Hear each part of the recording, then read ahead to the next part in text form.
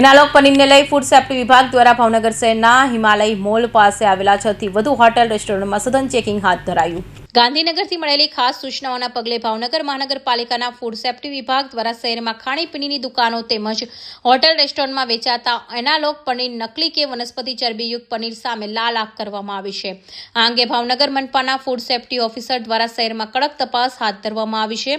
અત્યાર સુધીમાં કુલ 6 હોટેલ અને રેસ્ટોરન્ટનું ચેકિંગ કરવામાં આવ્યું છે।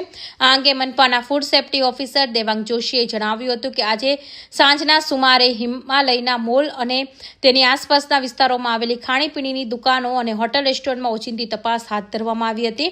અત્યાર સુધીમાં કુલ 6 હોટેલ અને રેસ્ટોરન્ટનું ચેકિંગ કરવામાં આવ્યું છે, જેમાં હિમાલયા મોલ પાસે આવેલા real paprika, retro, you and મી તેમજ પીઝાની દુકાન, સિટી પોઈન્ટ રેસ્ટોરન્ટ તથા કિસ્મત કાઠિયાવાડી રેસ્ટોરન્ટમાં ચેકિંગ હાથ ધરવામાં આવ્યું હતું। Devang Joshi, food safety officer, મહાનગરપાલિકા ભાવનગર।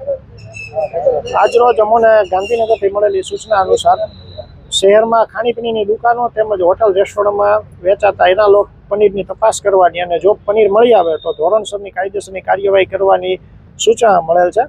જે સૂચના અન્વયે આજે અત્યારે અમે સાંજે 5 વાગ્યાના સુમારે હિમાલયા મોલ અને એની આસપાસમાં આવેલી દુકાનોનું ચેકિંગ હાથ ધરેલ છે, જેમાં અત્યાર સુધીમાં 6 હોટલ અને રેસ્ટોરન્ટ ચેક કરેલ છે, પરંતુ એનાલોગ પનીર હજી સુધી ક્યાંય મળી આવેલ નથી।